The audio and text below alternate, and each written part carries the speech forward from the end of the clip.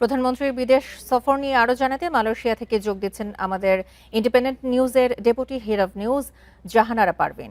জাহানারা পারভিন, আপনাকে স্বাগত জানাচ্ছি বিরতিহীন ইন্ডিপেন্ডেন্ট সংবাদে। শুরুতেই জানতে চাই যে কালকে কখন মালয়েশিয়ায় পৌঁছাবেন প্রধানমন্ত্রী তারেক রহমান? প্রধানমন্ত্রী তারেক রহমান মালয়েশিয়া সফরের সব রকম প্রস্তুতি শেষ করেছেন। তিনি এবং তার সফর সঙ্গীরা।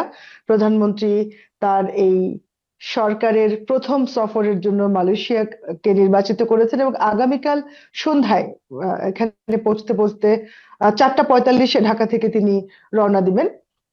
4 ঘন্টা লাগতে পারে, তারপর তিনি সন্ধ্যার দিকেই চলে আসবেন, রাতের একটু আগে। তো প্রধানমন্ত্রীর এই সফর নিয়ে কিন্তু আমাদের বাংলাদেশের যে পররাষ্ট্র মন্ত্রণালয় সব ধরনের প্রস্তুতি নিয়েছে। মালয়েশিয়ার যে সরকার তারাও প্রস্তুত রয়েছে প্রধানমন্ত্রীকে বরণ করার জন্য, এবং এখানকার যে প্রবাসীরা রয়েছেন বা এখানে ব্যবসায়ীরা রয়েছেন। এক ধরনের খুবই গুরুত্বপূর্ণ একটি বৈঠক কালকে হবে এবং আগামীকালও হবে পুত্রজায়াতে। প্রধানমন্ত্রী আসার পর পরের দিন তিনি চলে যাবেন পুত্রজায়াতে। মূলত পুত্রজায়াতেই মূল যে শিডিউল গুলা রয়েছে।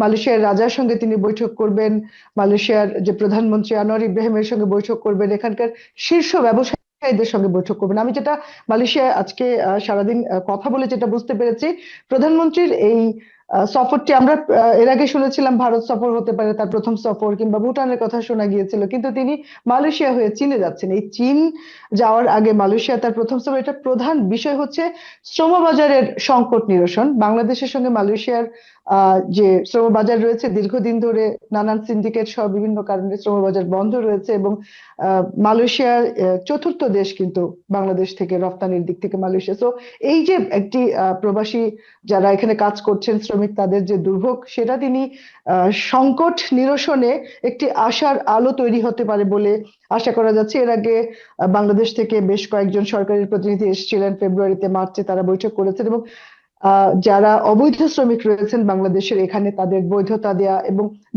দ্বিপাক্ষিক বাণিজ্য বাড়ানো এবং বাণিজ্যের যে ব্যবধান কমানো। প্রধানমন্ত্রী মূলত এই যে বিষয়টা, তিনি দুই দেশের বাণিজ্য ব্যবধান কমানোর চেষ্টা করবেন, শ্রমবাজারের সংকট নিরসন করবেন, দ্বিপাক্ষিক বাণিজ্য বাড়াবেন, এরকম কিছু প্রজেক্ট নিয়ে কিন্তু প্রধানমন্ত্রী মূলত আসছেন। এবং আগামীকাল সন্ধ্যা নাগাদ তিনি আসবেন, এবং এখানে কিছুক্ষণ আগে মালয়েশিয়া বিএনপির সভাপতি তিনি একটি সংবাদ সম্মেলন করেছেন। সেখানেও কিন্তু বলা হয়েছে এই শ্রমবাজারের পাশাপাশি আরো একটি পয়েন্টের কথা বলা হয়েছে, যে বাংলাদেশের যেসব স্টুডেন্ট ছাত্রছাত্রীরা এখানে পড়াশোনা করে, তাদের এই পড়াশোনার জট বা তাদের দুর্ভোগ কমানোর জন্য কথা বলা হবে। এছাড়া মালয়েশিয়া থেকে বাংলাদেশে বিদ্যুৎ রপ্তানির ব্যাপারেও কিন্তু আলোচনা করার, এই সবই কিন্তু সম্ভাবনা আমরা আগামীকাল সন্ধ্যার পরে আরেকটু বুঝতে পারবো প্রধানমন্ত্রী আসার পর, যে ঠিক কি কি বিষয় নিয়ে প্রধানমন্ত্রী কথা বলবেন।